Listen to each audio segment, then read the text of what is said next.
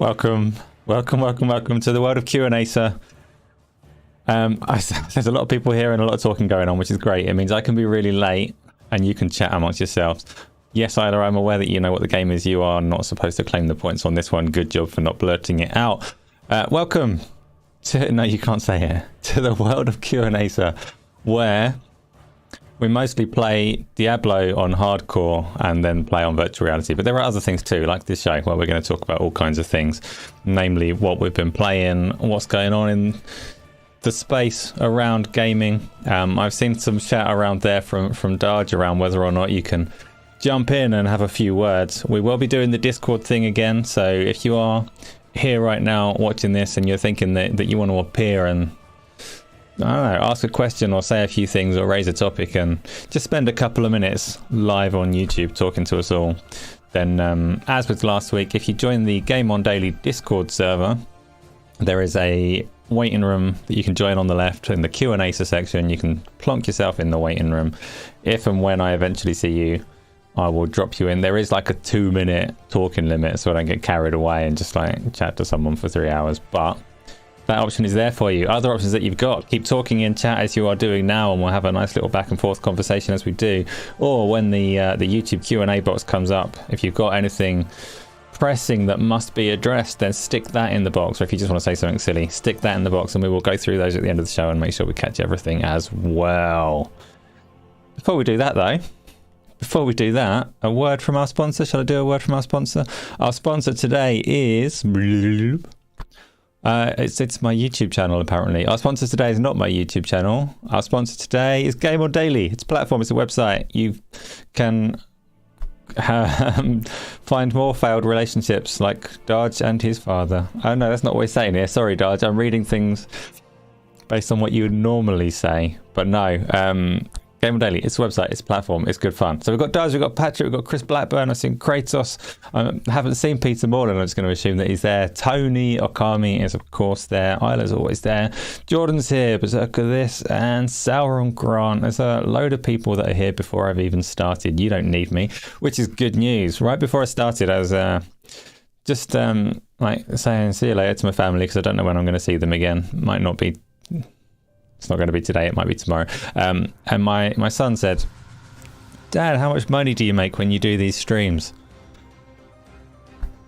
You know, I had to tell him, sorry son, Daddy's a failure. I don't make money on these. They're just for fun. Pixel Slapper, Ghost Fixter, Patrick, welcome everyone. Let's start like we normally do, eh? Let's start with what we've been playing. I didn't do the little introduction on challenges, by the way. The background today is more static than usual, which is a shame, but I didn't have time to find something more lively. Very, very good game. Moderate difficulty on whether you can guess it or not. The OST, good luck. That's probably quite hard unless you've been following along closely. And I'm already on live chat, so there aren't many points up for grabs today. Isla is livid. Why are we livid? Let's not be angry. This is a nice show where we talk about games and stuff. I could have recorded myself going up and down in the lift.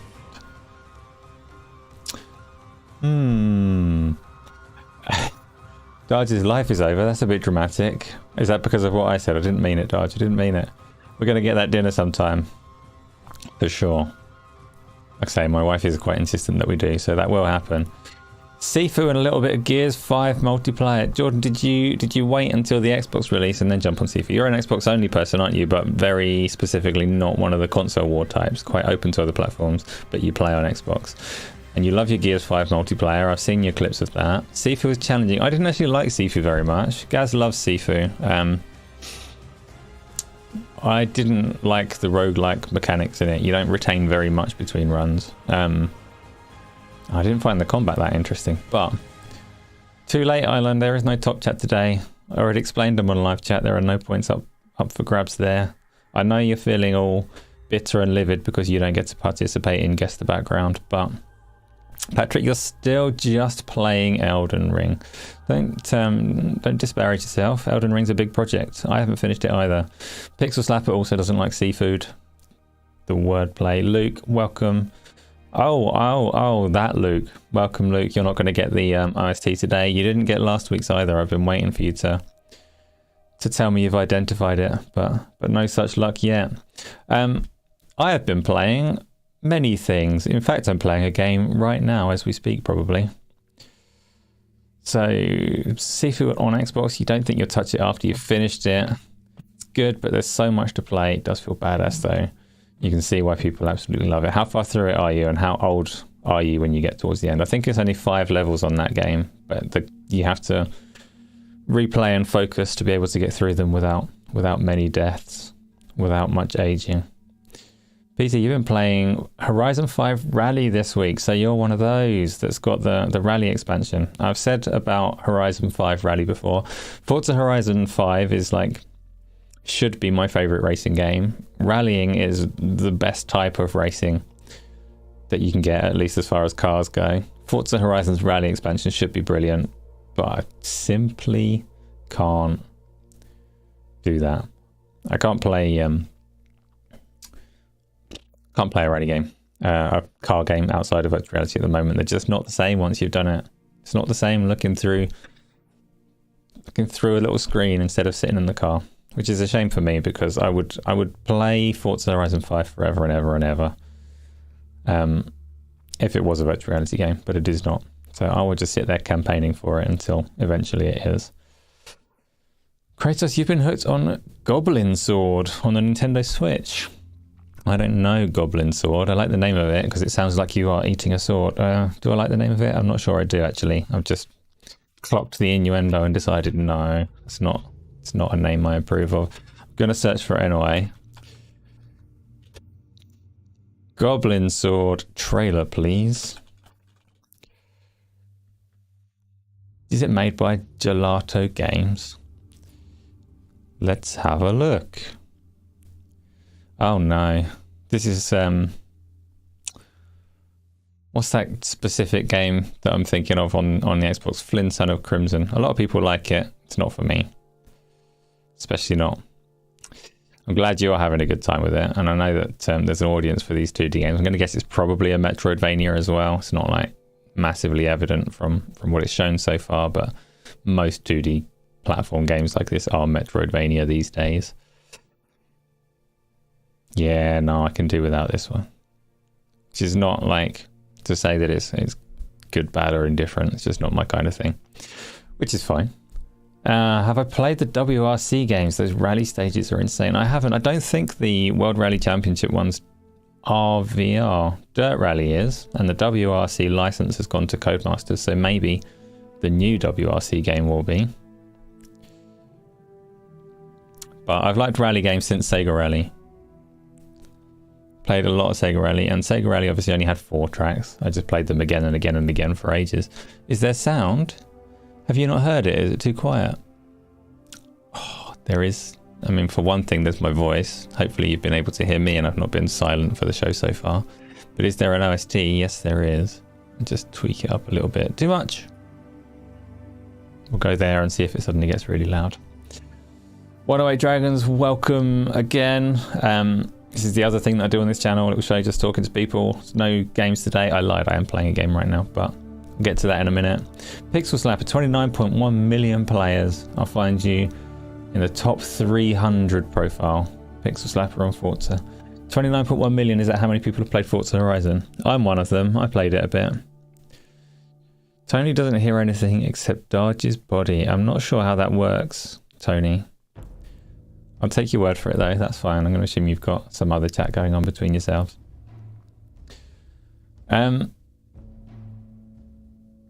Anyway, what's next? What have I been playing? I've been playing a lot of Diablo, actually. This is my new thing. You watched my time-lapse vid. Yeah, I did some Forza Horizon back then. I did the time-lapse vid. That, for some reason, got I don't know, 10,000 views or something. Very simple video. But it portrayed something that people liked.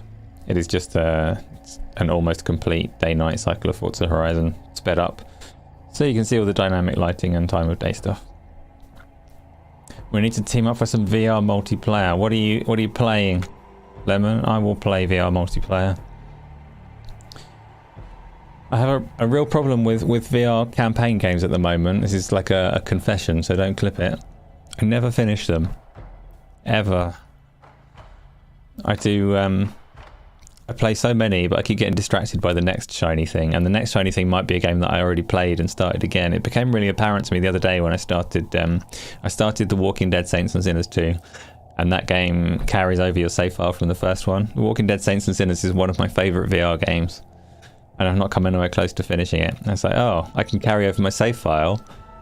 Oh, you have discovered that I'm a massive phony and I can't do that. I've not finished Half-Life Alyx. I've not finished Skyrim. I've not finished Asgard's Wrath. I've barely finished any of these games that I adore.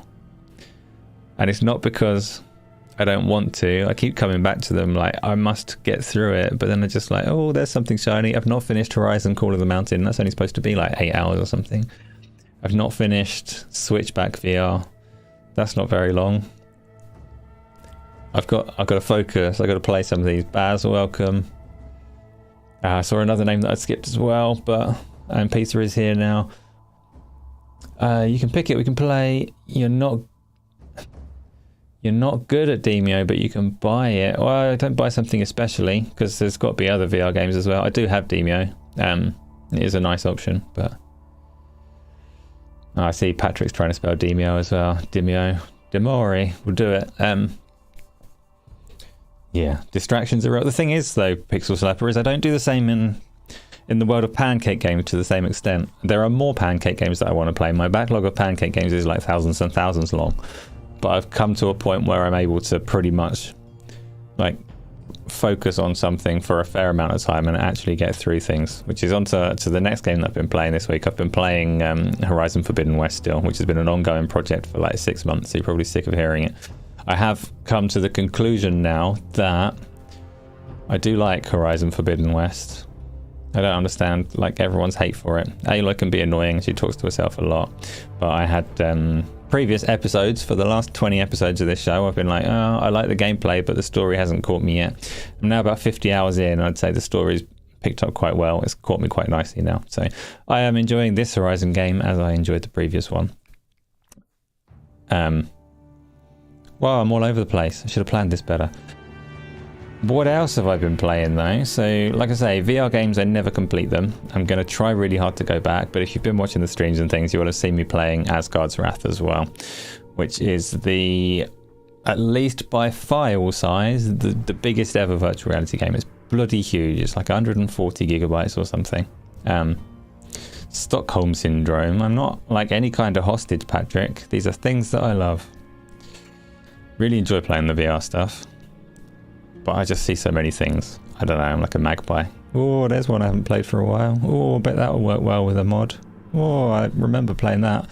And I always end up, I go back to them. I'm going to do this with Half-Life in the near future. I go back to them and I think, well, I'm like many hours into this, but I can't really remember what it was. And nobody else will be able to follow the story if I'm streaming it, so I should start again. I've played through the opening section of Half-Life Alyx at least 4 times now. Not finished it. Need to go back and do it. Joe, you've been playing Goblin. I'm not reading that. It's actually the name of the game, isn't it? No, it's not. It's a sword thing. Look, you can't fool me with words like that. You can, and I'm absolutely going to fall for every other one, but I caught this one. Ghost fixed that. Loop Hero. I'm glad you mentioned that one. I'm playing that one right now as we speak. Am I? I can't remember. My controller's turned off. I had it. For those that don't know, Loop Hero is on Game Pass as of the last couple of days on Xbox and PC, and I don't fully understand it. This is it live?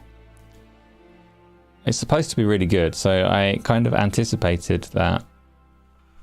Get a little bit of its volume so you can hear what it's doing.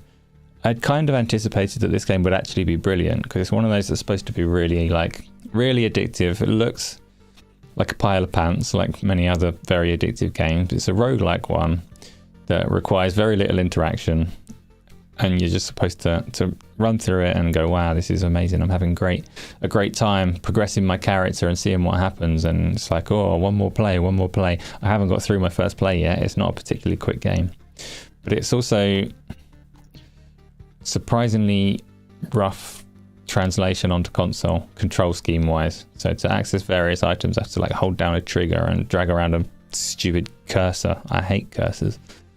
And what you do in Link Hero, I'm not fully sure. I've not got far enough to tell you. But this is Loop Hero. Oh, I accidentally put down a road lantern. That was a mistake. The game basically plays itself. So you press X and your little character walks around until their next encounter. It auto fights without you doing anything. You get some loot. And the loot's split into two categories. You've got equipment that you obviously equip that gets gradually more powerful as you go. And you've got these environmental things that you use to flesh out the world around you. So I just got, from killing whatever I was killing then, I got a meadow, and I can get that meadow and place it around the world, and apparently that will aid my health regeneration as we go. You place your things around. Here's a rock. I'm gonna awkwardly place my rock beside the other ones. Here's a cemetery. That's going to spawn some more monsters on my path. I'll stick it down, and then when you're ready, you press X and your character walks around to the next encounter, plays off that encounter for you. I get some crap loot. I get some still crap loot. I get some more crap loot. Although, yep, that's it. And then I press X again. And at some point, I'll decide that my character is like close to death, or they'll actually die. And at that point, I can back out of the game, go to a campfire, and start doing the roguelike between runs building. So, Loop Hero is great. Hint, change deck to build. I have to go back to camp to do that, right? Or do I? Or do I? Change deck to build. It's an interesting hint. Don't know what it means. Don't know a lot about Loop Hero, but it's one that I don't think I'm going to devote time to learning. Look at the drops that the enemies give you. I do look at them, and I do quite often equip them, but as I'm just like digging around at the moment, it does some damage and stuff. I'm not very interested. It's better than one I've got equipped. I'm going to equip this weapon. Pow! Now my character's ready to go. What about you? You're a terrible ring. Go, character. And he's going to go fight these guys. Oh, I might actually die. Not on this fight, but I see my guy's health is getting low. They dropped a load of crap.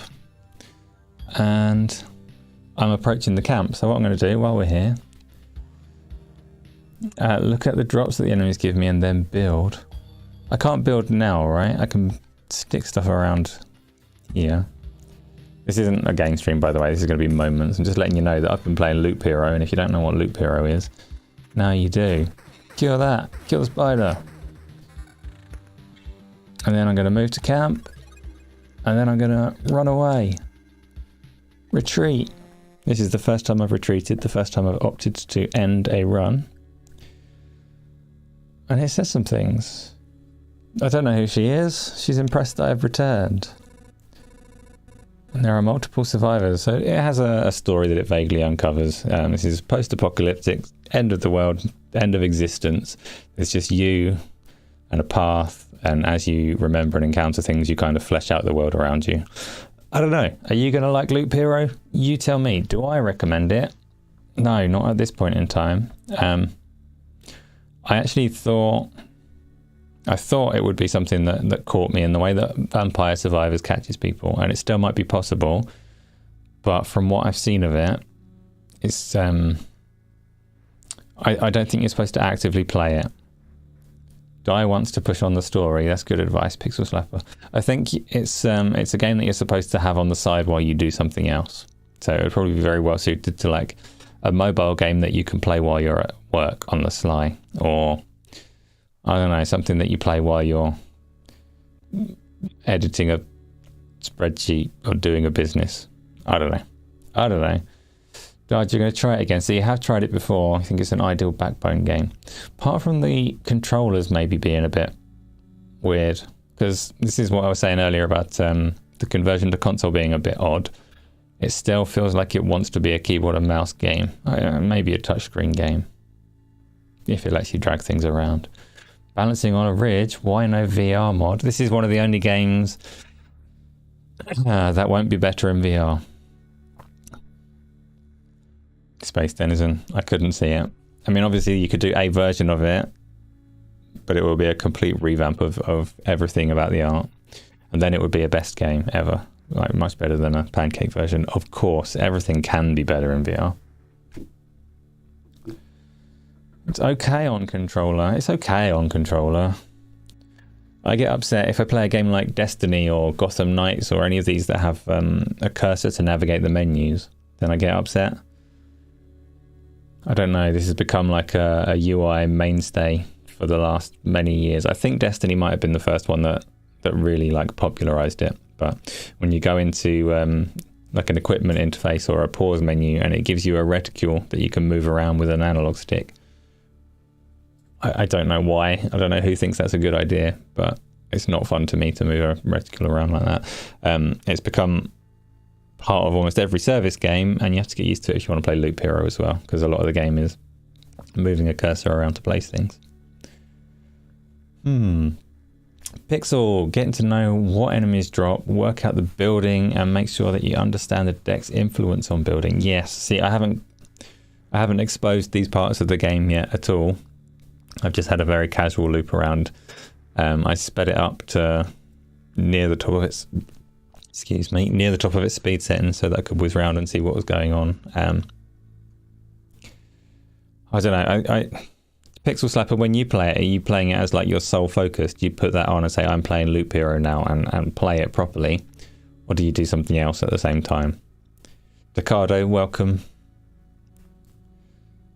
Because I can see it's a little more complex on the surface than Vampire Survivors, says Patrick. Yeah, maybe. Moving a circle around an interface with a controller is pants. Peter knows. It is pants, but it's everywhere. I don't understand why it keeps getting copied. Why less people complain about it. I'm just like old and grumpy, I guess. It's not when I hit a menu and it gives me a reticule to control to navigate that menu, I don't like bin that game and refuse to play it.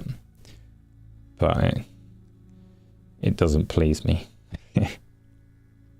So, Loop Hero, I've been playing very little. Takada, you're on Valheim. Dar just played a bit of Valheim.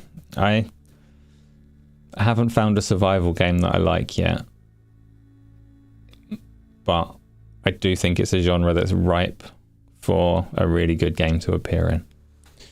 I don't enjoy picking up berries and rocks and all of that stuff. It takes too long to get going. Valheim seemed like it had some potential to be good. I quite liked aspects of it. I liked it when Darge turned off friendly fire and then somehow killed me with a tree. That was exciting. He enjoys Valheim, and it's got that little bit of structure, like a little bit of structure leading you through various boss fights and teaching you how to progress. But there was still a lot of like chopping wood and breaking stones and things. A lot of figuring out how to build. I would say for me, survival games and still MOBAs are the two genres that are ripe for someone to come and strike gold. Because MOBAs are really, really, really, really popular on the PC in terms of League of Legends and even things like Smite and Dota. These are really popular on the PC, but they're so like obtuse, hard to get into. And they're genres that I think will do massively well when someone just makes them that bit smoother and more accessible. So, and the same for survival. It just needs smoothing off a bit. It needs the rough edges taken out. It needs someone to play those games and really analyze what it is about them that makes them fun, and kind of chop off some of the rest and just keep the fun there. Baz, you like Valheim as well? Yeah, like I say, same with League of Legends. Like, loads of people like it, so I'm not saying that it's not doing things well. I just think that it's sitting on top of a gold mine at the same time, when somebody else just refines it a bit. To be honest, Peter, you have a keyboard and mouse attached to your Xbox Series X, but you rarely use them. Still waiting for that game that you all love that uses them. But you have a PC as well, though, Peter, don't you? I'm pretty sure you said that.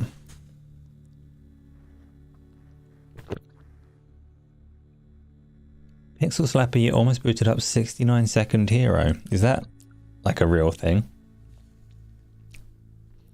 Oh, okay, it was a typo. 69-second hero was like...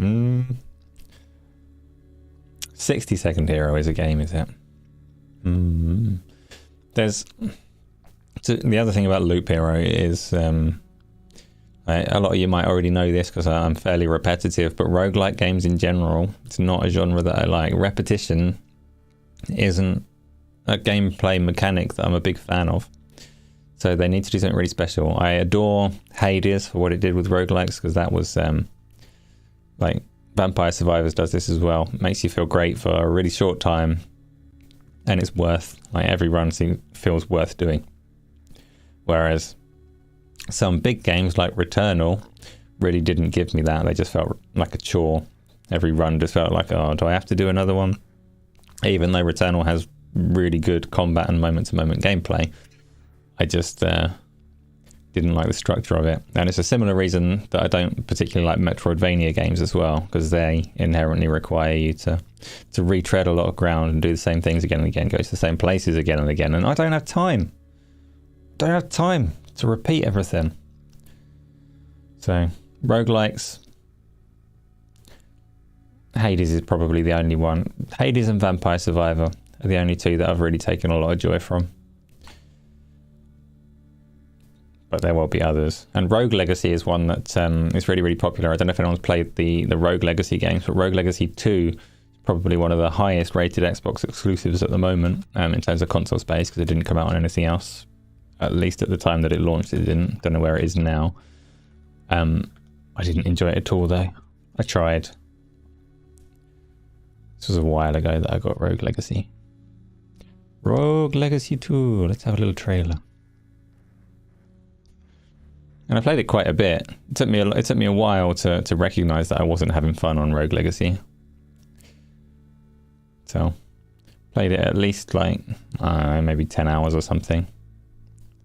And then went, none of these characters are fun to play. Why am I still here?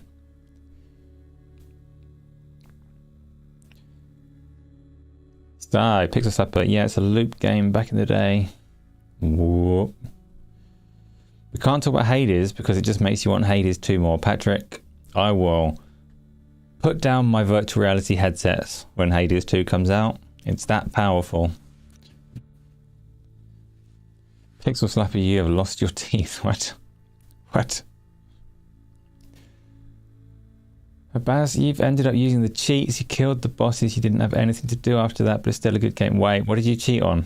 Baz, what did you cheat on? What game have you got through? Oh, Valheim. Oh, I didn't know I could just cheat and get to the end of it.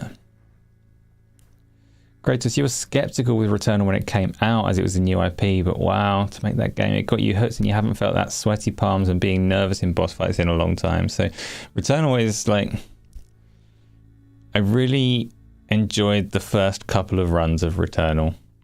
It feels good to play, but all in all, I've probably done not loads, maybe like 9 or 10 runs of it, but a run of Returnal can take like 2 hours or something, and you can come away from it with absolutely nothing. And that's like too much time for me to spend on nothing. Most runs on Returnal, there was like 1 or 2 where I got a reasonable bit of loot along the way that made that run feel kind of good. But half the time you don't even get that. So you go on a run of Returnal.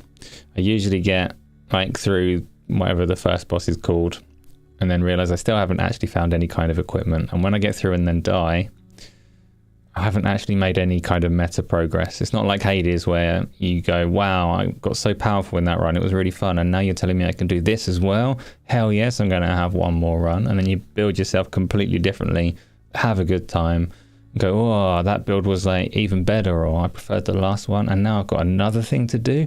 Yeah, I'm going to do another one. Returnal never gripped me like that. Which was,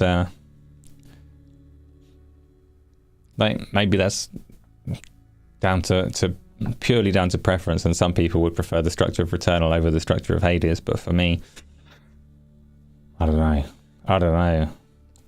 Just wanted to burn a little brighter. Returnal can be very disappointing when you play it for 2 hours and you fail. Yes, but you feel like the weight is lifted when you did it. Maybe. I've never really taken, like, this is what people say about Souls games as well. That, like, the challenge makes you feel something when you get through it. But I've never really felt like a great sense of accomplishment from beating any particular game. I enjoy them, but I don't know, like they're designed to be beaten, right? So I don't know, I don't take that much from beating something difficult. Don't know why. Don't know, like that's just an emotion that doesn't register. I guess I just get annoyed if I fail, and if I succeed I'm like, good, that's what I should be doing, loser. Should be less harsh on myself, and maybe I'll, like, if I give myself a little credit for doing things well, maybe I'll enjoy those games more so. You love Phantasy Star Online on Dreamcast. It's a pity that Returnal doesn't have drops on Beats time of day. So Phantasy Star Online was shush, Isla. Don't shush, you carry on. Phantasy Star Online on Dreamcast was like a massive game for me in my like history of gaming in terms of molding my tastes. So it was a game in itself that I put a lot of time into, but it also set me off on a path towards online gaming. Dreamcast was like my real introduction to it. It wasn't the first online stuff I had ever played, but between Quake 3 and Phantasy Star Online, those games defined my taste in games for a long time after that, and sent me off onto the PC side of things. Obviously, like the Dreamcast legacy was very much carried on by the Xbox and the 360 and all the rest of it, but Quake 3 in particular, I just like, I can play Quake 3 on the Dreamcast, but I can play bigger, better Quake 3 on the PC, and I spent a long time doing that. I spent a long time on various MMORPGs as well, like off of my love for Phantasy Star. I still really hope that somebody like recaptures what made Phantasy Star good. I'm saying like Fancy Star Online. I don't even know what made it so special, because obviously you can't recapture someone's first online co-op experience. That wouldn't make sense. It's one of those few games. Phantasy Star is like Star Wars, where you have a setting where melee and ranged and magic make sense in the same world, which is quite a difficult thing. It works in Star Wars because it's Star Wars and all of those things come together just fine, and it works in Phantasy Star, and in everything else it's like, why doesn't he shoot him? So you skipped the Dreamcast. I reacquired a Dreamcast quite recently. I haven't played it yet, but it's a magical console, and you're a criminal for skipping it. It's your fault that Sega left that game. Baz Crypt Keeper killed Sega. Very sad. As I mentioned at the start of the show, you do have a Discord option, which is an ongoing thing that I'll just try and keep an eye on. If you would like to come onto Discord and say anything to me or to everybody here, pop yourself in the waiting room. And when I notice, I'll drag you in. You won't immediately be heard when I drag you in, but I will bring it up in a little window. Everyone will see your icon or your camera if you happen to be using one. And we can have a little chat for a couple of minutes before I kick you out. Dodge, you're in the bath washing your ass, but you'll jump in that waiting room shortly. Isla, okay, this is fine. I'm not insisting that anybody presents themselves on Discord. The option is there if anybody wants to come on and talk. It doesn't matter if nobody does. I'm quite content if we just get through the show as it goes. But the invitation is there if anybody wants to join in.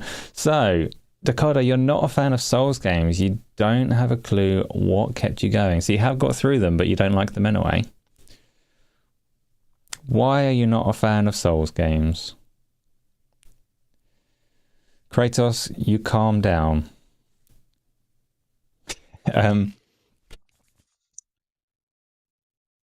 Elden Ring. Okay, so have you got through the whole of Elden Ring? And why do you not like it?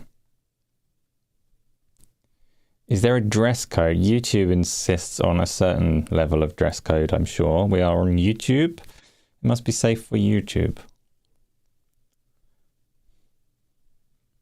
That is the dress code. No, actually, dress code is Skyrim cosplay. So, yes, there is a dress code. I've just decided that it is Skyrim cosplay. Souls games are fun. Souls games are, like, weird to me. It took me some time to adjust to one. It took me the whole of Demon Souls to kind of get into the pacing and methodology of the combat. It's very strategic and thinky and slow. A little bit clunky. Doesn't feel immediately good if you're used to button mashing, but it is its own thing, and I did get used to it and did enjoy it in the end. Still haven't finished Elden Ring, still intend to. Takada, you loved it, but you pulled your remaining hair out playing it. So I've still only done on Elden Ring. I got through first guy, Margit. I got through Godric. It gave me like a cryptic map to some little islands I couldn't find anywhere. I wandered around a bit, explored some areas, made no real meaningful progress towards any of the characters you're supposed to beat. Followed some of the grace lines around. Got a weapon that I wanted. Spec'd for a long time to get that weapon working. Ran out of things to do. Decided I'll play it later after the ray tracing update or whatever, which is there now and very underwhelming, but I should go back to it and I should do it. Tony, I don't think YouTube does allow porn, does it? Is that true? I'm not going to go searching for it. I've not read the YouTube rules. I just assume because I'm such a well-natured, good person, I'm not going to cross anybody's rules off, right? If I'm against the rules, then them rules are stupid. Dakota, you're a glutton for punishment. You will play Lies of P. Everyone's going to play Lies of P. It's on Game Pass. Why not give it a go?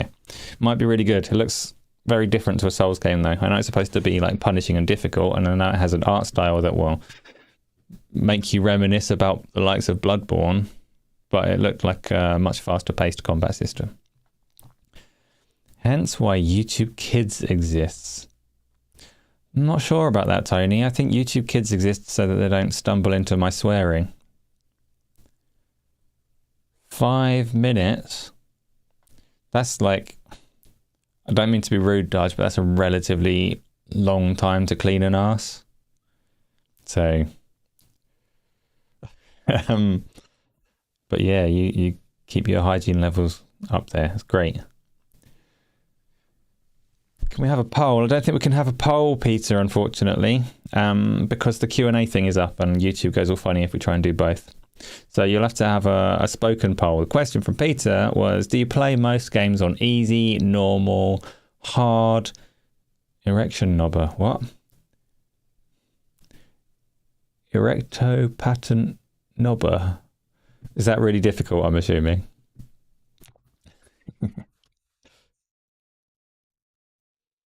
Tell me though, so that is a fair question from Peter Morland. So for everybody here, and I'll obviously answer it as well, but when you're playing your various games of all genres and types, where do you go? What's your go-to difficulty? Do you go onto like a really hard difficulty to milk the challenge and get as much from the game as you can in your first playthrough? Do you go easy because you just want to see the story and explore the world and have a relaxing time? Or do you go normal because that's the default and that's what you care for? Personally, I very much just stick to whatever the default is in almost all cases. Like I said earlier, I don't feel accomplishment from challenge, so I don't raise the challenge level to make things more difficult. But I also do enjoy like gameplay as intended. I don't want things just handed to me in a you can ignore all of the interesting mechanics kind of sense. So I just stick to normal and play through almost always. Kratos sticks to normal difficulty. Tony goes normal difficulty. Does anybody play through on like normal difficulty and then raise it for a second playthrough? Like if you enjoy the game or whatever, or just feel like raising it and doing it again? Like I say, I don't particularly care for repetition, so there's no raising the difficulty for me. I get through it and I'm there. Baz, easy first, and if the game is any good, you go harder for the second time around. So you go actual easy to see if it's any good. What if the good aspects of it are masked behind that easy difficulty? Like the mechanics don't really come into their own until you've got that difficulty there. I guess you can get a sense of it and figure out that that's the case or not the case as you go. Decado BioWare games were the only ones that you raised, I think. The one thing that I like, probably not the only thing, but the main thing that I dislike about Diablo 3 is the way that it structures difficulty. I'm very glad that Diablo 4 doesn't seem to follow suit. If you've played Diablo 3 or if you've played Outriders, they have this, like, it's a constant question. You don't set a difficulty and play through it. It's a constant question. So there's always the option to raise the difficulty at any time. And the way that both of those games work is that you will naturally overpower the difficulty that you're on just by playing it. So it's like you should push it up. And I don't really want to go into a game and think about menu settings for any reason in particular. So we're playing at the moment. God, I didn't finish talking about what we're playing. We're playing Diablo 3 Hardcore at the moment. Diablo 3 Hardcore is the mode where if your character dies once, then it's game over. That character's gone forever. You can't use them again. And I've run into a problem on that in the game that I'm playing with Tony at the moment, where it feels really easy already. And normally when you play Diablo, this is the point where you go, well, this is too easy. I need to raise the difficulty, which is not a decision that I like to have to make. It's not a mechanic that I like. But on hardcore mode, it's grayed out and it won't let me change it. So I don't really know what's going to happen there because I don't like a game being breezy, easy and silly as well. Horizon does the same thing. No, Horizon's a bit different, Tony. Horizon prompts you. So Forza Horizon 5 is also a weird one for difficulty because you'll be playing through that. And if you win too many times in a row, then it says, hey, you keep winning. Why don't you raise the difficulty? And it kind of takes steps to keep you in a challenging zone, right? So it does that and that's fine. Like Forza Horizon 5, just letting you know that you might have more fun if you change the difficulty is a little bit different to a Diablo or whatever, where you have to like think about that yourself. There are no prompts, there is no timing. You'll just be playing going, wow, this is easy, I should raise it. Decado, this Diablo 3 season is way too easy to get overpowered. So I don't actually know what the seasons are. I know it's season 28 and I know we've got hardcore seasonal heroes at the moment.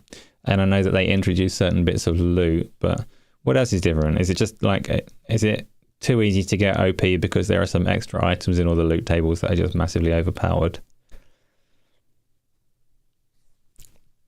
I'm really enjoying chaotic death streams, and this is one of the topics for today, so we'll smoothly lead into it as if I know what I'm doing here. Just go undefeatable and throw your controller at the TV.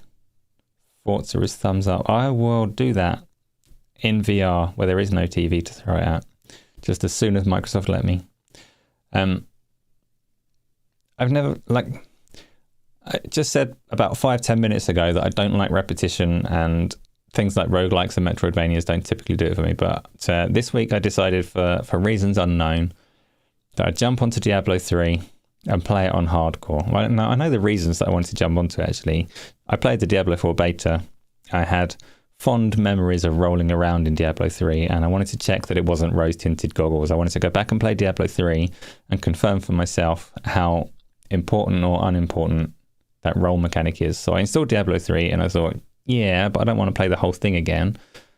I'm just going to make a hardcore character, play it till I die, and then uninstall it. And obviously I did that on stream. So I got Diablo 3, I installed it, I set up a hardcore necromancer, ran through having a great time. Then Tony joined the game live and totally sabotaged me, and my necromancer died. And I realized that I'd had a really good time. So I did it again the next day. And then I did it again the next day. And I'm going to keep on doing stuff like that, because it turns out one of the other things that I really enjoy in gaming trumps my disdain for repetition. So I really like it when games have solid consequences for your actions. And there's many different ways that can apply. But one of the most simple consequences that you can have is like, oh, you died, you are dead. That's a good solid consequence. So I didn't roll much. I rolled whenever there were pots to roll through, Tony. It's very important.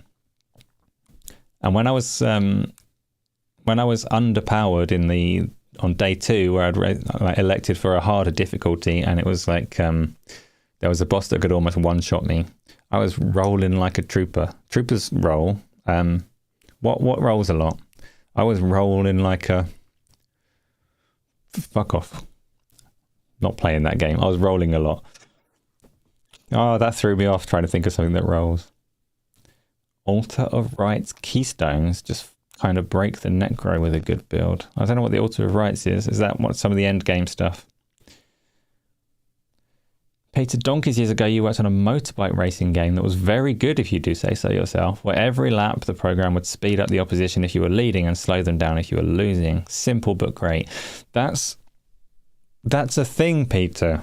That's essentially like rubber banding, except you've got into the mechanics a little bit more in depth in terms of like it being on the lap counter. We'll come back to that in a minute because that's kind of interesting in itself. Specific to racing games, or I suppose specific to any kind of game if you really think about it. But yeah, we'll come back to that because I want to talk about choices and consequences and death first. So yeah, dying in Diablo is a good consequence, and I really enjoyed the fact that I died, even if it was Tony's fault. And it made me, I don't know, I'm going to keep playing that because I enjoy the chaos and I enjoy the consequence, but it made me think back to Fable and the general. I've probably talked about this before, and I apologize if you've had this conversation with me and you want to check out because it's boring, but I really enjoy consequences in games like Fable and like the BioWare games and things like that, where you have dialogue choices and all of this kind of stuff. I always wish that those games would not let you retract your choices in any way whatsoever. So no save scumming, no rewinding or anything like that. But you could play Fable, and there was a quest in the first Fable game where two different people are like in your ear giving you options that kind of contradict each other. Like, this is my thing that guy stole from me, and the person that stole it says that they took it for whatever valid reason, and you as the player go and recover this item, and towards the end of the quest it gives you a choice on who you want to return it to. And I think the way that it played out, there was a fairly clear like good option and bad option. So you had to kind of decide whether you were an arsehole or a nice person, depending on which NPC you returned the item to. But I returned it to one, and then I loaded my save file and returned it to the other one to see which one offered the greater reward. And it made me really sad that I did that. So get used to repeating myself. Pixel Slapper, it's a thing that I need to do more often. It's one of the reasons that I don't say enough on the Saturdays and stuff, is I don't repeat myself enough because I think, oh, everyone's already heard this. But actually, no, I should repeat myself from the beginning as often as possible. Splendiferous has turned up here. That's wild. Welcome, Splendiferous. Welcome, Wayne. Darge, I see you there in the Discord waiting room. I will bring you in a couple of minutes, so be patient and I'll get you there. You can choose whether you have your camera on or not. That is entirely optional and up to you. So I wished at the time from Fable that it was more forceful with my decision. That whatever option I chose the first time, too late, it's auto-saved immediately and there's no option to cancel it and avoid the repercussions. There's bits in like Mass Effect where you're talking to someone, and if you play the dialogue wrong and you play the conversation in a certain direction, then the character will die. And that, like, if you've played the conversation wrong and the character has died, I would like that to be the consequence of playing the conversation wrong, not, oh, I did it wrong, I'm going to load it and have that conversation again until the character lives. So I'm a big fan of consequence in games. Isla will already know this one, but the Fire Emblem Three Houses game and all of the Fire Emblem games, they have an option right from the off where you choose whether you want to play classic mode or casual easy noob mode. And the classic mode, the idea is that any of the characters that you have in your team, if they die, they're dead. So of course I did that. And of course, right near the start, I'm not going to go with the insults because I'll say something that I shouldn't, but Ferdinand died. And I cackled maniacally because I was very happy that this character had died, carried on with the game, and Ferdinand was sitting in town to enact his cutscenes and carry on in the story. And I was very, very upset to see that the consequence wasn't as severe as it should have been. But that's just me. What about you? Do you play games and embrace consequences, or do you cheat? Do you use guides so that you don't have to face any consequences? Do you save scum? Do you go back in time to reverse your bad decisions? Don't say a slur. I'm not saying a slur. Did I? I said Ferdinand. That's reasonable.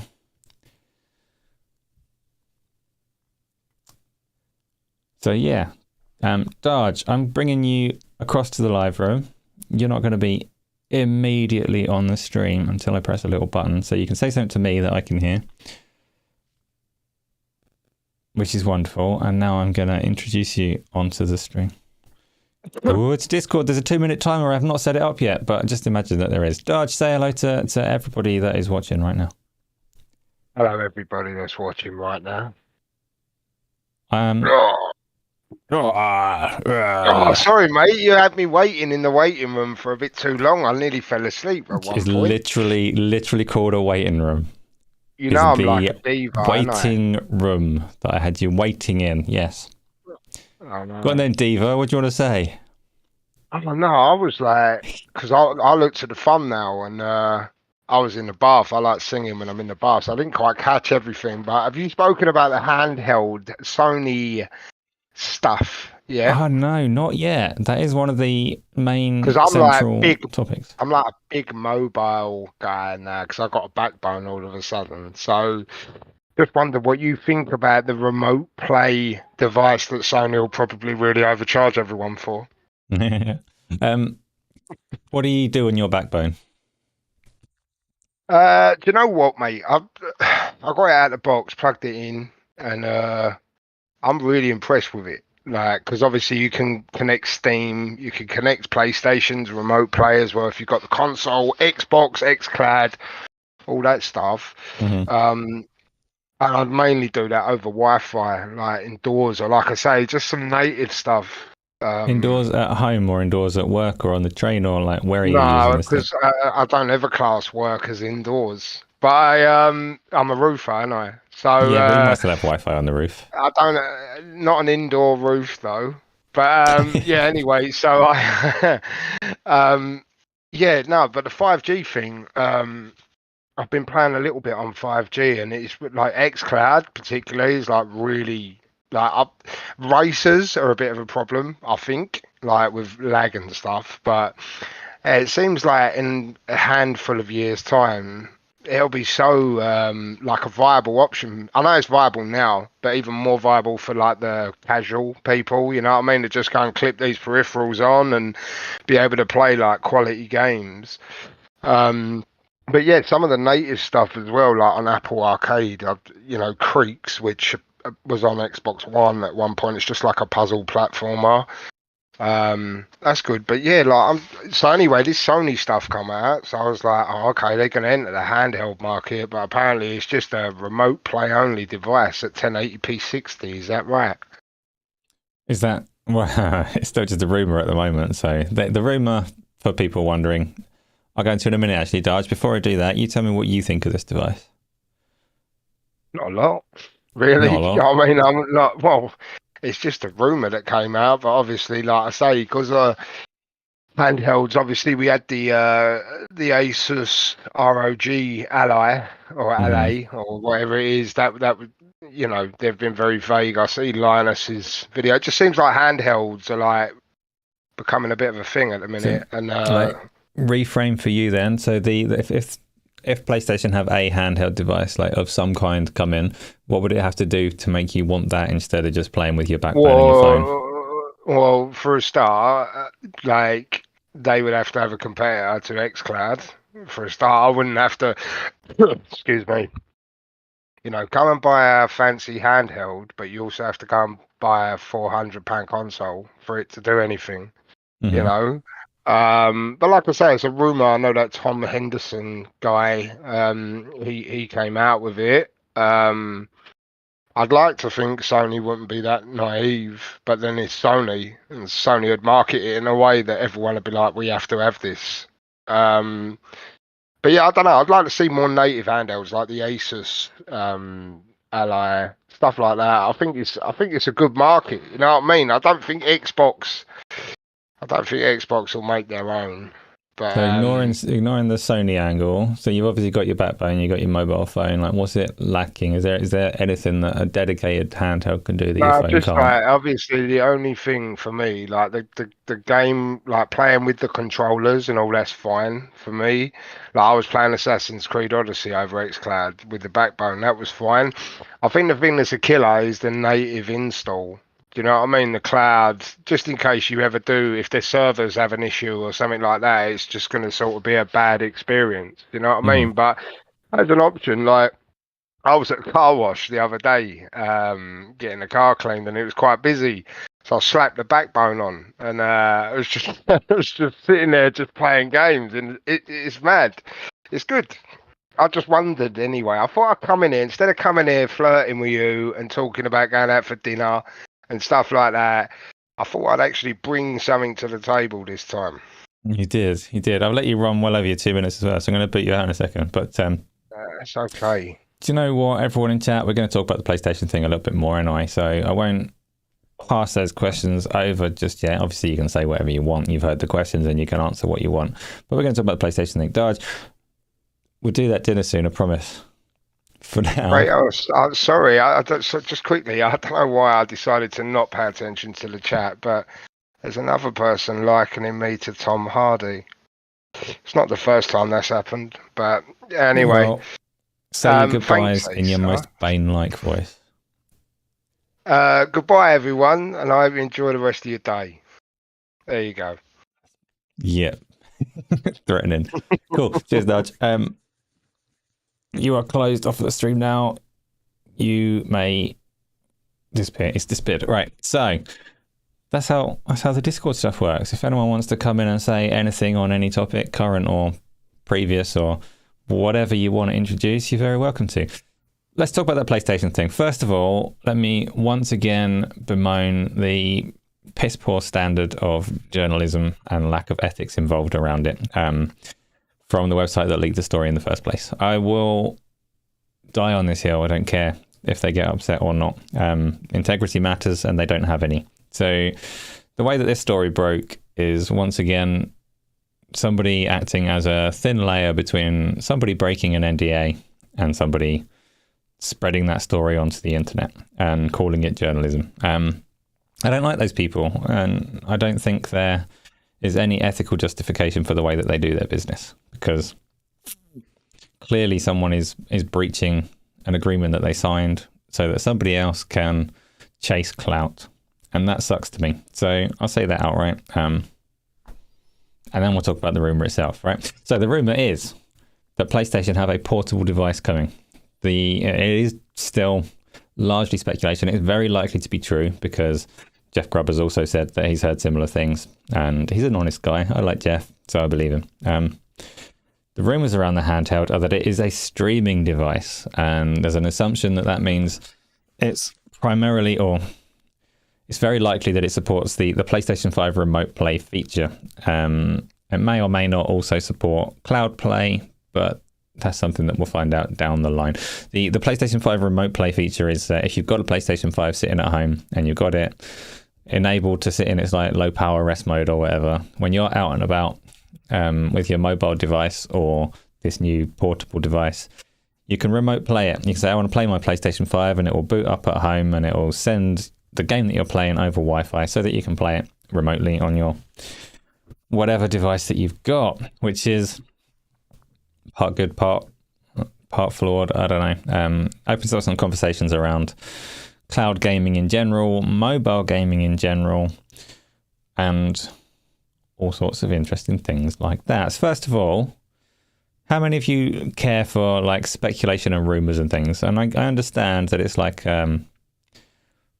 when you're enthusiastic about games and stuff, you follow the news really closely and you want every little tidbit that you can get. So how many of you are like, I don't care, I just want the news, I don't care how it comes? And how many of you see these people and think, oh, what a prick? What? Because I've said my piece on it, but that doesn't, like, I understand people that do follow this stuff and enjoy it. It's not your fault. It's not your fault for enjoying it. You prefer leaks as not always true. Ah, okay. Don't care for rumors, wait for factual news. Hate leaks, hate rumors. You think what a prick. Good. Wayne doesn't mind. Pixel Slapper doesn't care. Not going to move your mind. Yeah. That's all fine. I don't like the information being out there doesn't bother me. I'm not saying that we should all just follow marketing cycles really closely. It's just the like I don't know. I value integrity, and I don't understand people that don't. I don't see the value or worth of people that don't. And if you are, I don't see any scenario where there is anything beyond sleaze and slime making these leaks happen in the way that they are. But that's just me. It's happened though, and we know about it. So this thing is coming. I don't play games portably ever, either natively or streamed. So it's a difficult one for me to have any strong opinions on the device itself, except that I would say the only scenario where I could see me like personally really playing anything on a small screen rather than in the comfort of my home or my virtual reality headset would be like a train or a distant place where I couldn't do the things that I want to, in which case I'd be relying on native play. I couldn't rely on a connection to stream from my PlayStation 5 or from the cloud. So a device that is just purely there for streaming serves no purpose for me, regardless of where it's streaming from. But there will be people who have very specific scenarios where they're on a portable device and they have a good connection, and this is like a recurring theme for them, like it's their workplace or it's their house or something like that. Are there any of you that stream a lot to a small screen, to your phone or your tablet or anything along those lines? And are there any of you that play native games on your phones and stuff like that? Wait. Oh, it's about leaking from roofs and stuff. Good job. PC, you hate crap rumors. They encourage YouTube clickbait. Oh, what a mess clickbait is, eh? So the Steam Deck's obviously like... So Wayne has a Steam Deck, does use it. That's interesting, Wayne, because last time you had it, you'd only used it a couple of times, but it was new at that point and you hadn't settled into that routine. When do you use it? What do you play on it?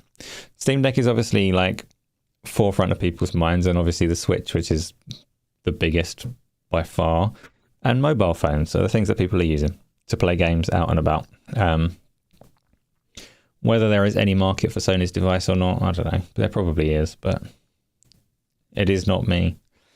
The ASU's LA is, no, I'm not reading things that I don't understand. These could be traps. I don't think that one is, but they can be. But you've tried it, but find it pointless in the house. It's very much circumstantial on that one, because some people might be in a house where, I don't know, they're sharing their screen that their console is attached to. It's in their living room or whatever else, and they want to play games while somebody else wants to watch Netflix or something like that. I can see scenarios like that. Makes a lot of sense for some people. But that's not a scenario that I come across, because if I want the TV and my wife wants to watch Netflix, I just don't let her back in the house. To the garage with you, and she just stays in the shed. I don't have a garage, but I do have a little shed. She can stay in there. This is also not a real scenario, but I like to think that it is. Pixel Slapper, you got kids, and on launch you something Mario 64. Mario 64 bear. So Wayne, you're playing emulated stuff. You use it for waiting rooms and to try out old games via emulators. That's like, waiting rooms is a fine scenario to use that kind of device, but I wouldn't think that you would have a good connection in a waiting room. Certainly wouldn't rely on a connection to stream games in there. So obviously the Steam Deck, you're using the native hardware, but in terms of this PlayStation device, it's probably no good for waiting rooms in most cases. No good for trains, no good for waiting rooms. Might work in some hotels. Could probably use it at work, and you could use it around your own house. For me, that's very doesn't fit me in any way whatsoever. Kratos, you play Sony games on your tablet, but for handhelds, 3DS Switch, and whenever you get your Vita back, you'll play that again. Your mum is hooked on Bust a Move. The PS Vita did remote play, right? I'm pretty sure it did with the PlayStation 4, and it probably does with the PlayStation 5. Could you not already use that device to do remote play from a PlayStation? Does it? Like, it doesn't have the haptics that the new one's supposed to have, but yeah, so you have already got a PlayStation Portable. You can't buy it anymore, but it did exist. It was on the market. So Sony surely know what demand there is or isn't for that service. But, you know, who knows? With a little marketing push, maybe they can get this thing out and about. What do we think about the reliance on PlayStation 5 remote play as opposed to cloud streaming? Does that upset people? Do you think there's an audience of people that would want to play big PlayStation games on a tiny screen without owning a PlayStation 5 from the cloud? It's actually, I'm passing it off as a small question, but the audience for cloud gaming is a big question that the industry hasn't figured out at all yet. And I don't expect us to figure it out right here, right now. I don't know how big an audience there is that don't already own a console that want to play console style games. It is an important question, particularly for the likes of Microsoft and Amazon, who are trying to branch out these models and find these people. But I don't know the answer. Where are we? 10 past 10. Cool. Kratos. It's good, but you prefer a device that's better for streaming PlayStation 4 games. So the Vita wasn't good for streaming PlayStation 4 games. Do you think you'd want to tick all of the boxes like Xbox as opposed to one? Yeah, ticking all the boxes makes a lot of sense. Sound Grant, it would annoy you if it was PlayStation centric. Oh, if you were PlayStation centric. But if you were PlayStation centric and you had a PlayStation 5, it wouldn't do you any harm, would it? Unless your home connection's not suitable for streaming. Sound Grant, you've got your wife a huge TV, so she goes to her bed after work. It works when she allows it. Lots of lag over Wi-Fi when you did play. Is that not the case on like more modern devices? Is it the standard of Wi-Fi that the Vita has that's causing you lots of lag? If you play PlayStation Remote Play on your phone or whatever other device, does it work better? Because that would be a reasonable reason for a refreshed model. I'm not sure it's difficult to understand why Sony would want to do a device like this Q-Lite thing as opposed to giving like haptic feedback controllers that you can clamp onto a phone. Everyone's got a phone. Everyone's got a screen. But hey, it's their choice, I suppose. Steam Link is actually really good. Have you ever used Steam Link outside of your house, Dodge? Steam Link is intended for, they even had little boxes. PCs, most people have their PC tucked away in a little room to play games on a monitor, and Steam Link came around so that you could use the power of your PC on your TV in your other room via your network. But it's PC space, so I'm sure you can make it work outside of your home if you really want to. Either by VPN or maybe it's officially supported, I don't know. Dodge has been playing on 5G. Peter Morning, you wonder what the average download rate is for all of us. What's your download rate, folks? Yeah, people can stick your download rates there. For remote play, obviously your upload rate is quite important as well. And upload rates in the UK can be very spotty. Kratos, that was 3 years ago that you last did it, but you just had a regular speed Wi-Fi, so possibly that's why it was bad. I don't know what Wi-Fi standards the Vita supports. So your router might have a much better capability than the Vita was able to take advantage of. That would make a big difference, yes. Dodge, nobody likes you having a better connection than me. Well, you definitely like it. It's cool. Mine's almost exactly the same as Wayne's. I've got two connections for one thing. I get about 68 down almost exactly and just under 20 up. And I live in a tiny little village, so I will probably never get anything better here. It's very sad. If I had better, I would use it for even higher quality streams, but it is what it is. That's what I've got. Wayne's connection says Wayne is in the UK. Peter Morland's connection says Peter Morland is in the UK. What else have we got connection-wise? Dodge has fibre to the premises. He's all fancy like. Isla did something. This is good news.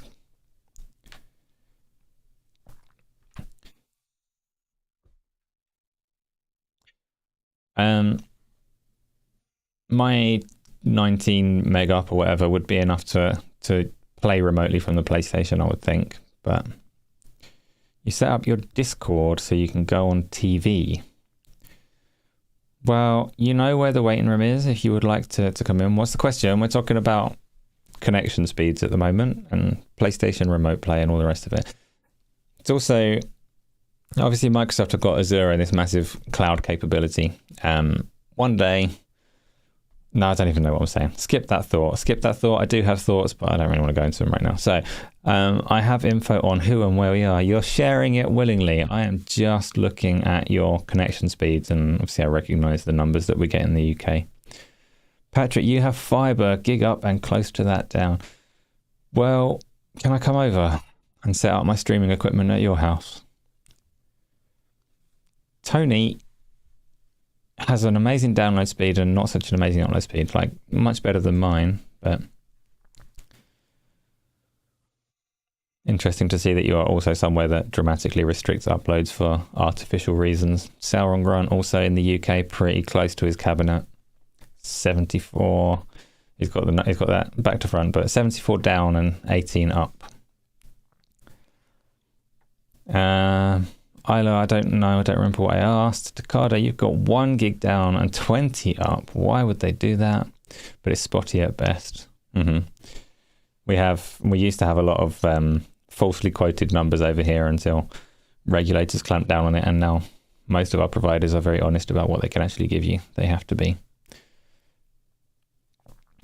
You don't know if you have a good question, but you have a lot of orange. This is also fine. Oh, you're in the waiting room. So Peter Smaller, they dug up your road 2 weeks ago in your small town to put in GigaClear. Well, that's enough information to totally find out where you live, because GigaClear have only done 1 town in the last month. Probably. I'm not going to do that, don't worry. Tony, you're not sure why you had that 40. Verizon has 900 down and 900 up, but it's not available by you. Baz, you wish you had 5G. Your speed is dog shit. Yeah. And Pixel Slappy, you're in Liverpool and Virgin is fine on Wi-Fi. So Virgin, I've heard many problems. Chris Grinnell's in Liverpool and he's been having lots of problems with Virgin lately, but hopefully you're not one of them. Hopefully Virgin are working well for you now. Welcome, Link Gaming. That's enough connections. Let's talk about games again. I've not got a lot more to say about the PlayStation remote V3 thing. So if you have, type it or put it in the questions box and we'll come to it soon. We are going to wrap up fairly soon because my chair's so damn uncomfortable. That's the main reason. Isla's going to be pulled into here. Isla, when you are ready, I'm not sure if you're ready or not, but you say something to me and I'll bring you up on the stream when you are. She is not. So Sauron Grant. Oh, what? This might not work, Isla. Unless... So Isla, you wait there for a second. I have a plan that doesn't make any sense whatsoever. But I'm going to do it anyway. Right, put that on. Yeah, now it's going to work. This doesn't make much sense, but here we go. So Isla's going to be introduced to the stream now. There. What would you like to say to everybody? Oh, I'm on TV.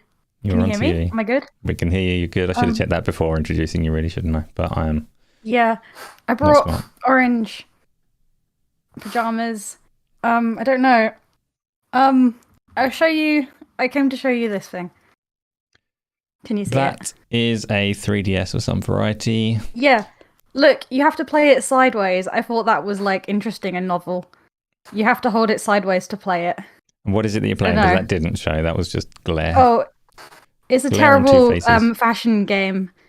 It's called Style Boutique. I mentioned it. I did tell you about it. You did, and I knew the answer, but everybody here didn't know the answer. So, has anybody here ever played Style Boutique, or are you going to now that you've seen it on the 3DS? Does anybody have a 3DS? It's a terrible little baby game for babies that I'm still playing because I'm baby, but it's like, I don't know, I just thought that was interesting because it was sideways.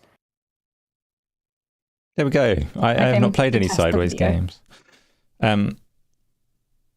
And we have tested the video. This is how Discord works, isn't it wonderful? So lots of mobile games must follow that ratio because people like to hold their phones that way around, right? Like the Mighty Doom game and the Tomb Raider one and all of that stuff are all like that. We had a little chat on Saturday on Go Live where we had David Jaffe on, and he was talking about the Netflix subscription service for mobile games, which was actually quite encouraging because the thing that I mostly hate about mobile games is the way that they're monetized. The whole mobile gaming marketplace is a shit show. But apparently if you get the same games on the Netflix subscription service, they take out all of the dodgy monetization. Mini Eggs are banned, you're gone. You're actually still there. Yeah, but apparently, so there's only like 3 games that you can get on it, but they take out all the monetization. We're going to talk about that next. Thank you, Isla, for bringing us onto mobile gaming. I'm going to boot you out now because Okay, you're just making me hungry. Bye, everyone. Sorry, I got jelly beans too. So, who plays mobile games? What? Let's talk about the good, bad, indifferent. Isla, you can leave the Discord or you'll hear me twice. The waiting room is open, so if anybody else is wanting to jump in and say anything, then you can. But what are good games on mobile? Because is Apple Arcade, I think Daj was talking about Apple Arcade earlier, and that's tempting if it doesn't have adverts and things. Like I say, I've had very few circumstances where I have the need or desire to play on a mobile phone, because my theory is always like, when I play games, it's at home and I've got big screen, virtual reality, those are my preferred options. But if I were out and about and I wanted to play mobile games, I'd still struggle to touch them when they're filled with microtransactions and stuff. So Daj was playing on Apple Arcade and it doesn't have ads that you've witnessed. Presumably quite a large library of games on that one as well, right? Netflix, I think, only has like 3 or so. I could potentially see me playing mobile games out and about if for some reason I couldn't get back to my precious PC console VR kind of things and they weren't filled with shit monetization. I'd subscribe for that. I subscribe for everything. I've got Ubisoft Plus. I'm a complete mug. But I would subscribe to a mobile gaming service if I ever had any cause to play mobile games. As Crickkeeper, Netflix's games on mobile keeps the missus busy. Do Netflix games on mobiles install natively, or is that like streaming, being Netflix as they are? Because I know the game that I know about is Tomb Raider. Does it just stream, or is it a native mobile game? Dodge, we need Apple to fucking open. I'm not reading all of that, but we need them to do some stuff. Some of the great indies. What? Apple are quite good with indie games, right? I'm sure there's a big library of games on there, and their publishing might not be quite as open as Google's, but I think there's a lot of games there. Do you have to pay extra for Netflix games? I don't actually know, Peter, if they're included in the base subscription or if it's a separate slice, a separate subscription. Don't know. All I know about subscriptions right now is every now and again Ubisoft email me to thank me for my payment to their service, and then they tell me that this month they've got some new skins for some Uno cards or something stupid like that. So all of these rumors about Ubisoft coming to Xbox and whatever, don't be too excited. Their service is terrible at the moment. You want to see stuff like Death's Door ported onto the storefront? Yeah, loads of games like that could definitely work on phone. You can play things like Vampire Survivors already. I'm surprised Death's Door hasn't gone across. But it is also, like, power's an easy consideration. There is the interface to consider as well in terms of size of text and things like that. But yeah, small amount of work to get it going, you would think. Your avatar on YouTube? Oh, I see. You dared to show your face, and now you have to answer many questions. Tony, Apple Arcade will take over the industry once VR comes out. Tony, if Apple's VR device has a good subscription service and lots of games and content, I will forgive Apple for all of their transgressions. I really don't like Apple as a company, but then I'm not massively keen on Sony as a company, and they earned my forgiveness by giving me virtual reality. I'm definitely not keen on Facebook as a company, but I adore them now because they give me lots of virtual reality. So it's very easy. Like, you can commit crimes against me, and if you then give me something virtual reality, we're good. We're good. I'm so simple. Think it's Steam. Oh, you think it's streamed? Okay, I'm not likely to try it anytime soon. I'm curious about, like, I'd like to see the mobile play space fixed. I would really like mobile monetization and like play in general to be fixed before the corruption spreads over to console and PC gaming. Well, I have dinner with you if you give me virtual reality. Yes, Dodge. Of course. Tell me later what tech issue you thought there was going to be with going on camera. I will tell you right now, Isla, the problem that I had was I have Discord. So I'm very simply capturing the camera from Discord. So if you come onto Discord waiting room with your camera enabled, that is what I present on screen. But you having a camera on and me not having any camera on ruined the layout. So it was going to bring me onto screen instead of you, which I very quickly fixed by putting a dummy camera up onto Discord so that you were shifted back over to where you were supposed to be and everything looked just fine. Tech issue explained. Troubleshooting and fixing on the fly so that we can carry on. My background is very static today. It's not my favorite, but I'll have another good one next week. So what else is there to do and talk about today? What else did I have listed in my topics? I don't think I had any. Dark Knight is like a sexy version of Games Master. Games Master was always sexy, wasn't it? No, I don't think it was.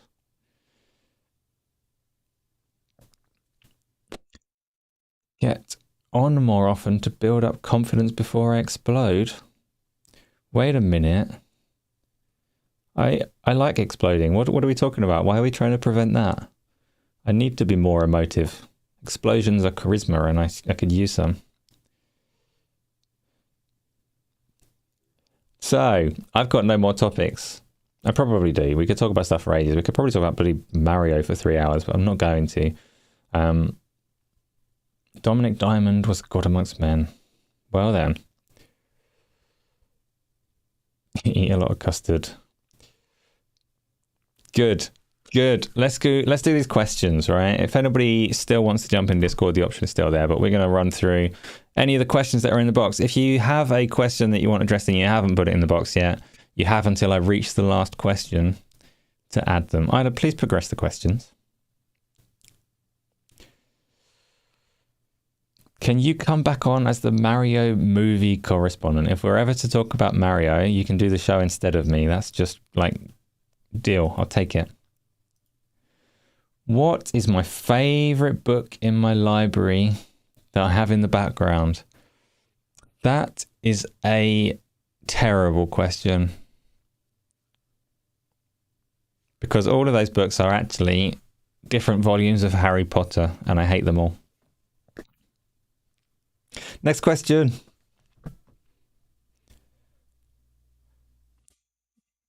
You should have used your slot to review the Mario movie. You can do that next week.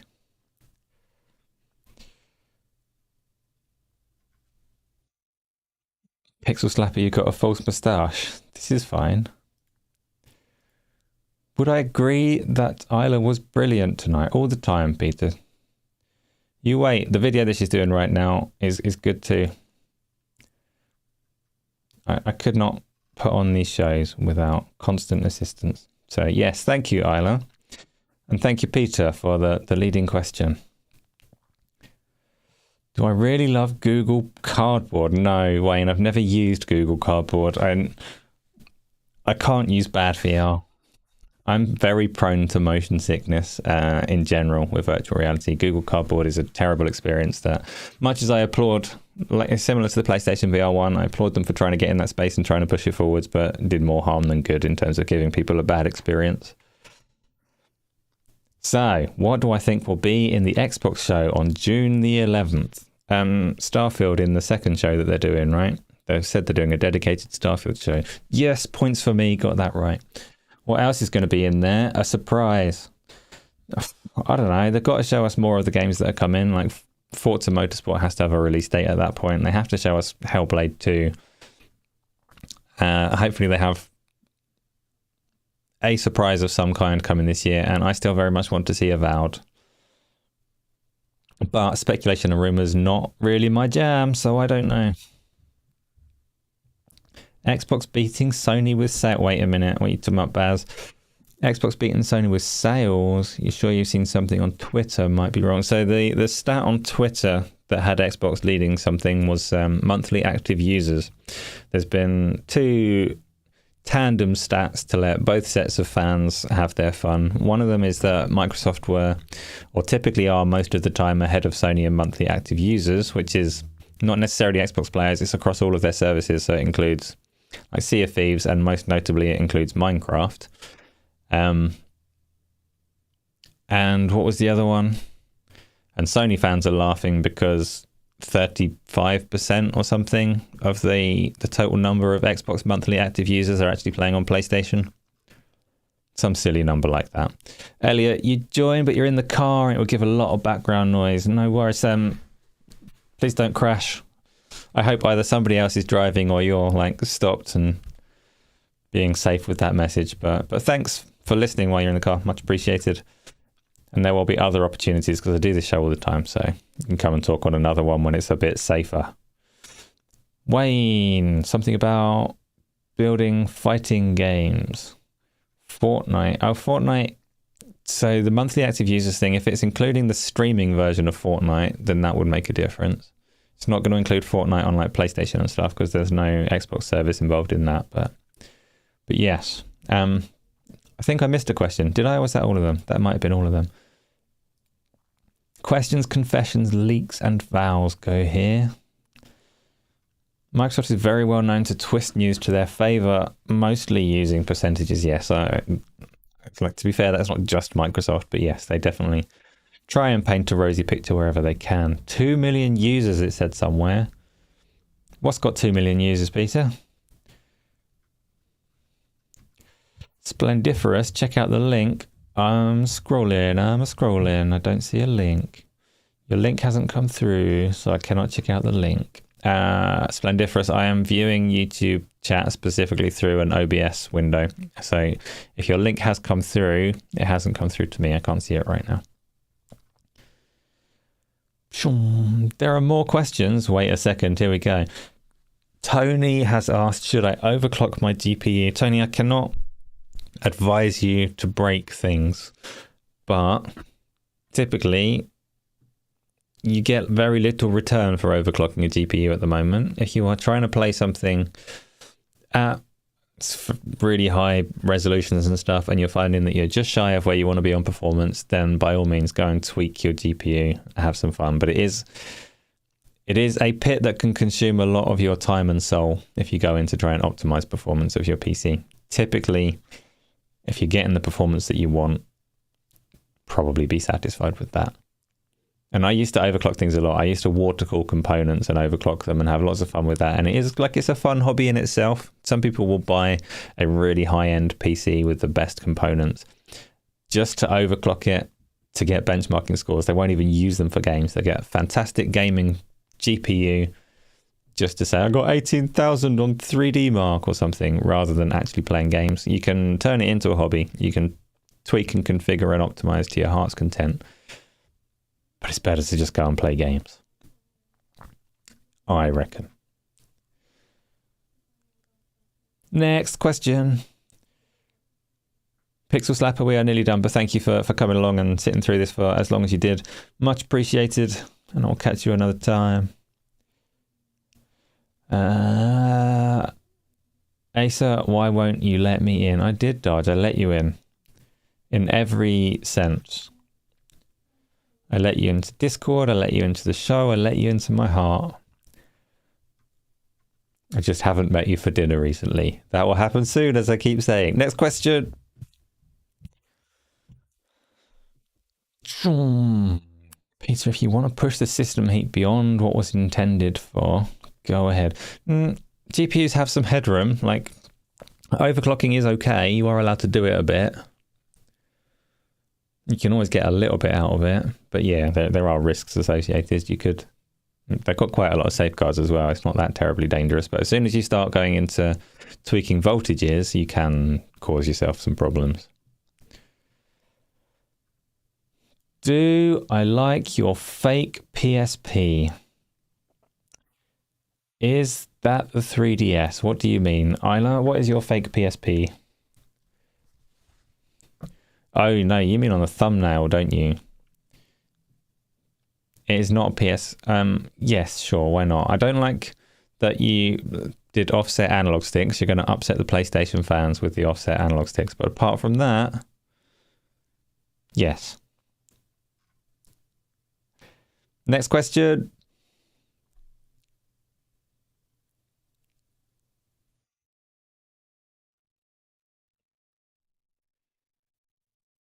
Wayne, you have a PSP with movies. You want a picture of Patrick? So I can't tell you. Wait. So you can't tell me what I stole from. What? Oh, I turned the background music off freaking hours ago. Now we need another 3 hours of show so people can get the OST. Thank you for pointing that out. Yes, there is background music. I did mute it after I played Loop Hero like 100 years ago. So my bad. I might have to reuse this one next week. That will save me some time. I don't need to get a new OST for next week because I forgot this thing. It's based on the mobile holder thing, as in the backbone or the Kishi or whatever, one of those. Excuse me. Keeping me on task, yes, but I'm not actually going to do 3 more hours so that you can identify the OST. I might just reuse this one. Not next week, but at some point. If no one has managed to ascertain what it is, it might come back.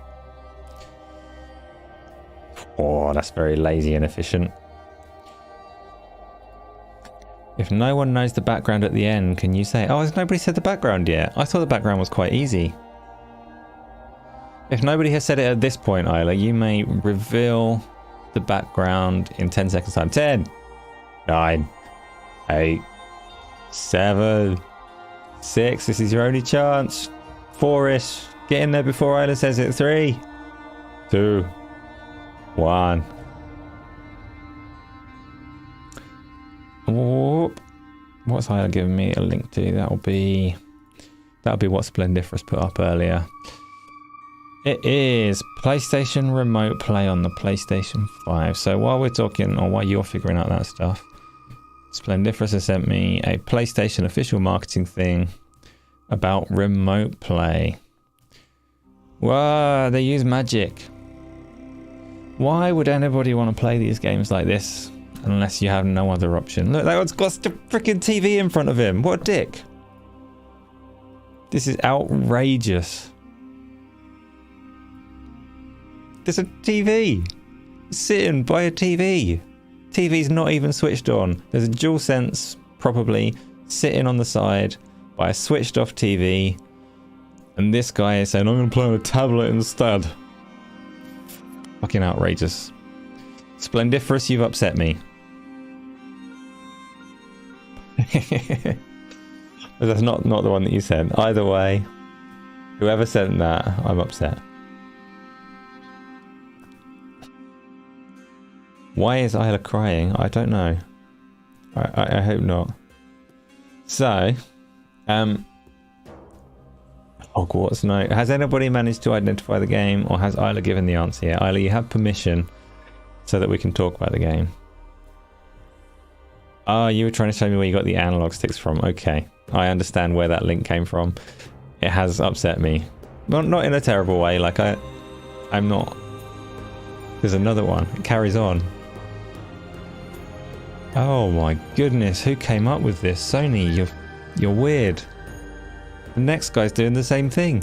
He's got TV over there. He's like, oh, I'm going to play on my laptop. Why are all these people sitting in front of their TV playing on Remote Play? And I see what you stole from Isla, and I see that they have offset analog sticks with the PlayStation configuration as well. So you're not completely crazy. Good job. 10 out of 10. You did much better than Midjourney. I promise.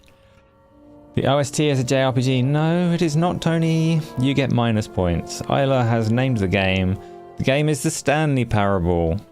If you have never been played by the Stanley Parable, make sure you do. Immediately. And no, I did not misspeak. I said if you have never been played by the Stanley Parable. When you have played it, you'll go, oh yeah, that makes a lot of sense. It's 20 quid on PC, it's 20 quid on Xbox, probably 20 quid on all the other platforms. And it doesn't take very long. And it's very interesting and fun. It's not like an action game. It's a game that plays you. Get it, play it. You'll learn about yourself. Maybe. AI cannot replace you. That is very true. Next question, please. 10 years to get an achievement isn't good on that game. I love it, Wayne, because I'm not an achievement hunter, and if a game wants to troll the achievement hunters, I'm all for it. So the Stanley Parable does have, this is the enhanced edition or whatever, has an achievement that you earn by not playing it for 10 years. So if you are a completionist and you want all of the points... No trailer. Take the trailer away. Nobody watched the trailer. Maybe the trailer is like aware that it's not supposed to be a trailer. I've not seen it, but... And you obviously know the importance of not knowing what's going on in the Stanley Parable, so I trust that it is a good trailer. You got the don't play for 5 years one on the original. Yeah. You watched it and it doesn't show much. Yeah, but it's still going to be... It's either going to be underwhelming or it's going to be spoilery. Or it's going to be a piece of brilliance in its own right. I'm not sure which way it's going to go. Tony has asked, Minecraft Legends looks good.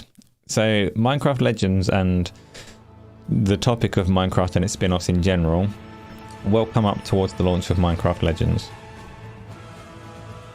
We'll talk about that more nearer the time, Tony. But I'm glad you think it looks good. My very brief, basic, like summary take on that is like I hope that it establishes a new subgenre of game that can be applied to more interesting IP in future.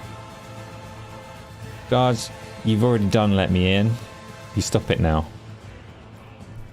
Next question.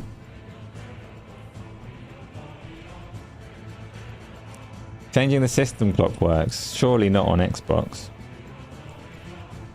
Getting the 10-year one on Xbox like that would be horrible. Guys, you're working all Easter weekend, guys. Pray for you. Well, that's exactly when we were planning the dinner, right? And Isla, can you come on stream to play Minecraft Legends with me? Assuming it's co-op or it definitely has a competitive mode, actually. I assume it has co-op as well. Yes, you can. Next question.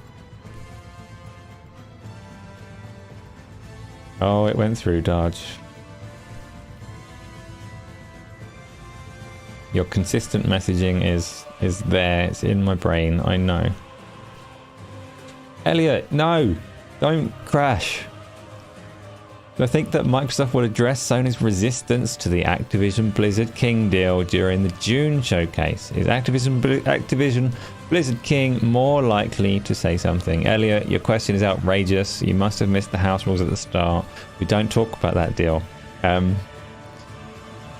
It's not a real house rule. I typically avoid the topic, but as a question, I must address it. So, do I think that Microsoft will address Sony's resistance to the deal during the showcase? No, these are two separate questions. Do I think that they're going to address their resistance to the deal? And during the June showcase, is Activision Blizzard King more likely to say something? I think they'll get along with Sony very professionally, at least publicly, once the stuff has gone through and is over. Their entire public-facing campaign is to get people on their side, but I still don't think crushing Sony is actually a Microsoft priority at all. So once it's all gone through and they've got their way, I expect Sony-related PR to die down a lot from Microsoft and Activision. We shall see, though. Alan Artis, how's the Xbox VR deal coming along? It's not so much a deal, it's me picketing, protesting. Every time I see Phil Spencer, I remind him, which is never. I never see Phil Spencer. My protest is very ineffective. So, Alan, it's not going well. Welcome, by the way. I'm going to get there, though. I'll be persistent. Peter Moore, Microsoft don't give a shit about Pony after it goes through.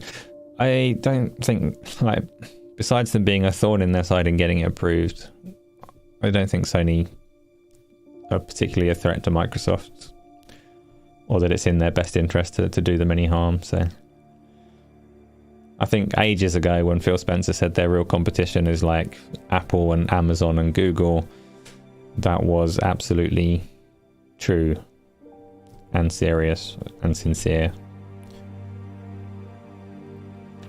Baz, what's my thoughts on using VPNs to get games cheaper?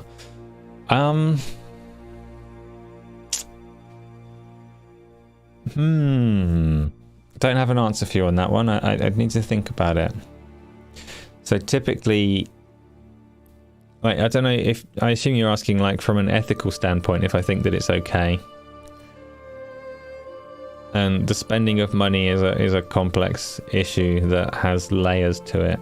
I will say generally in terms of piracy, which is obviously not the same thing as using a VPN to pay for it. In terms of piracy, I'm a fan of ethical piracy, or like, I don't categorically say that piracy is bad, but I definitely don't categorically say that it's good either. So some people are like very much in favor or against in absolute terms, and I'm not. Like, you can unpeel this and go into a real philosophical level on who should have a right to play games, what you need to do to deserve that right, and how money and all the rest of it plays into it. I think that people that don't have a means to play games should have a means to play games, and piracy is fine in that situation. But I don't think that people should be stealing if they do have the means to play games. So typically, I guess by extension, I would say the same thing for VPNs, maybe. I'd need to follow the money trail and see. I mean, these corporations aren't hurting for you getting cheaper prices from a different country, are they? They're selling the games in these countries. Is it right? Is it okay? Don't know. I'd need to understand it better before properly answering that. I've not seen Splendiferous. Where did you send the link? It won't come through onto YouTube because YouTube doesn't like it. It's challenging your porn bot spammers, not you. Peter Morland, who gets the money that you pay? Exactly, Peter. Like, I don't know, because obviously the games that are being sold in those markets are sold for profit in those markets, and the whole thing is a little bit beyond my understanding of the economics of game distribution, so I can't answer. I wouldn't say that you're a bad person or a criminal for taking advantage of using a VPN to get a game from another country without having a proper understanding of who that hurts, if that hurts anyone. The music is giving you Shrek vibes. It's not Shrek, but nice try.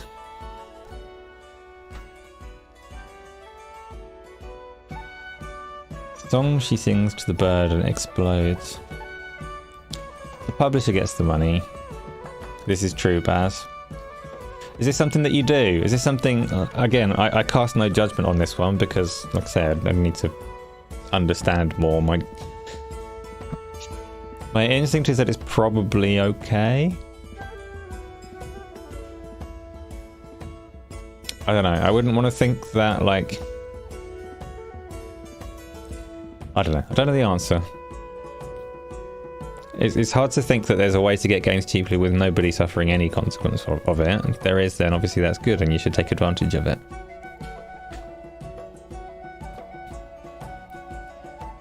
It's not Fable. I don't think anyone's going to guess it if you haven't already. I know I didn't have it playing for a long time actually, so that does make it a little unfair this week. Yeah, like Baz, are you doing that at the moment? Are you VPNing and getting games? I know the Turkish store is popular on PlayStation. Don't know how cheap things are if you're going for the Brazil option. Most of Microsoft stuff is like region free, so once you've got it you can probably play it everywhere. Sony's is definitely not region free. Nintendo don't count. I gave you a non-answer. I cast no judgment if you're doing it. I don't know. But yeah, who here is doing that? Who's seeking discounts and all the rest of it? Come on, we all do it, guys. What do we do, Daj? Do you do the VPN thing and get games elsewhere for lower prices? As a FDU, when you use VPN to access regional pricing, publishers stop doing regional pricing. We've seen that happen several times with games sales at least, so the locals in those countries who miss out. Yeah, like long term, when things are done by volume, then yeah, you may price certain people out of things by doing that, but I'm not sure that should be our concern really. Like, that's definitely a publisher issue more so. It's a difficult one because there are deeper questions in distribution across regions with different values to their currency and all the rest of it, and different disposable incomes.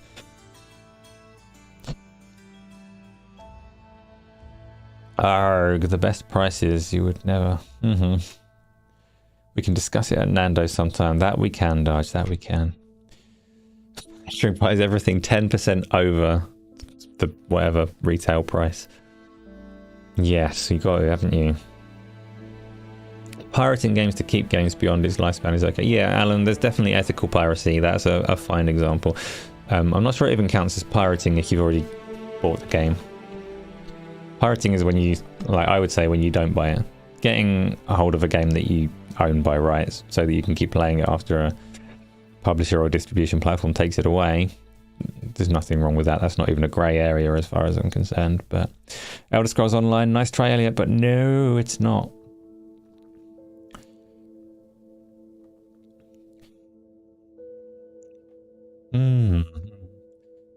Baz, most of the games are old ones that you've missed from what you get from VPNs. Does that mean you're voluntarily not doing that on new games? Is there a reason that you would, like, opt against using a VPN to get a game? So I think if you have it set up and you're happy doing that, it would apply to everything, right? Like, you can get a new game cheaper, then that's even more of a discount. I don't really know how prices compare across regions. I don't know how much of a discount we're talking. Not something that I particularly looked at, but not something I'm necessarily against. I don't know the answer. You've caught me out with that question. I don't know the answer. Current question from Tony. What do I think about AR glasses like N-Clear? It's a pretty cool gimmick you wouldn't mind having for Steam Deck, Switch and iPhone. I've not used the N-Clear ones. So N-Clear is, they're like sunglasses with OLED screens in them, so you can project a big, I think they say it's like 100 and something inch, supposedly OLED screen that you project into your room so you can play it like that. I think they're an interesting concept, much like the handheld device. I think there might be circumstances where it's good to use, but I don't think it will compare to like having a good TV or whatever.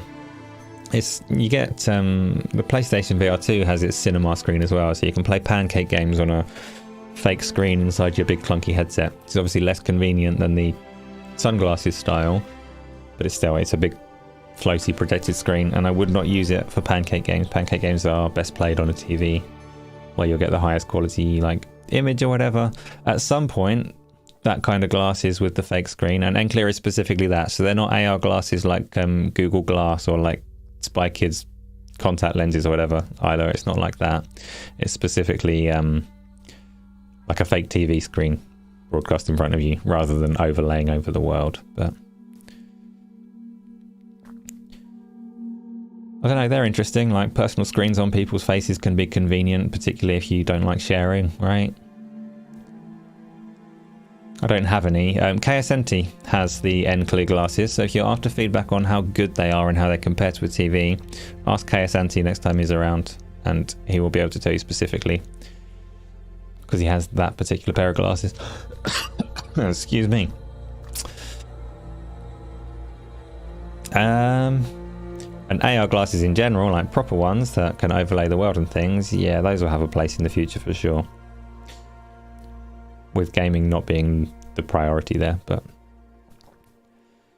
some of the latest ones are the same price depending on what the publisher. Resident Evil 4 is 32 quid, so it's a bit cheaper. Yeah, Resident Evil 4 is not a super expensive game either, is it? It's, at least in the UK, I think it's 50 quid on Steam, maybe 55 on the others. They haven't gone the 70 quid route, so Capcom seem to be relatively nice as a publisher compared to some of them. Call of Duty always holds money. FIFA, yeah. Next question, please.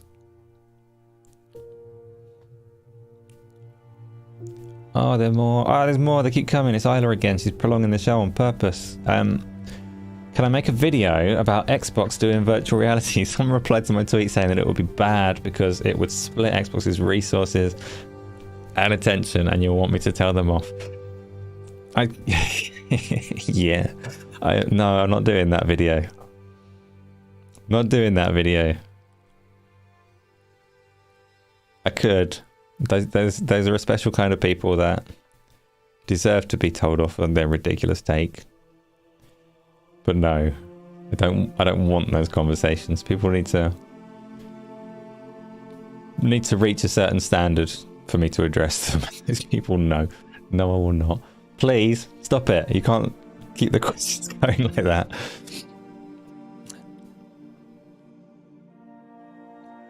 Daj is going to bed. Daj, enjoy your weekend of work. Thank you for coming on the Discord and in the chat. I appreciate it. And I will catch you another time. Go on, go on, go on. It doesn't work like that. Thank you, Isla. No, Daj. Right, I think the questions have dried up. So... is that all? I think that's a good time to finish, right? Oh, it's 5 to 11. I thought today was going to be short. How's this happened? One last question at the death. It's Peter Morland. Can we make a video about all the great things that Isla does to make this show and Game On Daily go live? We can appreciate it from here. I don't know what that video would look like. One day, when the channels blow up and there are loads of people, we will definitely make sure that everybody knows due credit goes to Isla. Yes, so Peter, we'll put it on the back burner until we're more famous. Of course, I would like her to be duly rewarded and compensated for all of the great things that she does.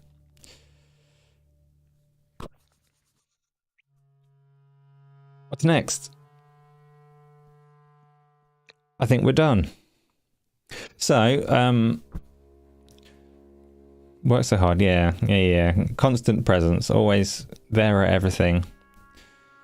And supporting, so yes, you are right, Peter, and I don't think anybody would disagree. I'm going to probably play some Horizon today. I'm not playing Loop Hero. I'm going to go play some games in the near future, so tomorrow I'll stream something. Tomorrow's likely to have...